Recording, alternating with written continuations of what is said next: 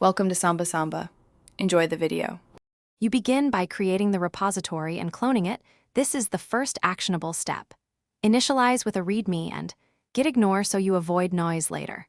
Once cloned, set git user. Name and user. Email, then create a branch for your work. This prevents accidental commits to main. You will commit small, focused changes. Make sure to stage only related files, write clear commit messages, and push the branch to origin so others can review immediately.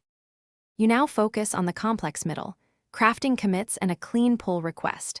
Commit atomically so each change is reviewable. Use present tense messages like add login validation.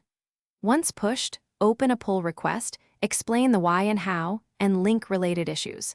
Assign reviewers and respond to feedback by pushing follow-up commits.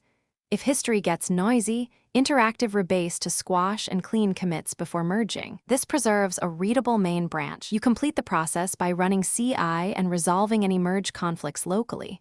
Rebase when required to keep history linear. Once checks pass, merge using the project's chosen strategy, then delete the feature branch to reduce clutter. Deploy to staging and verify behavior, create a tag for the release, and update the changelog.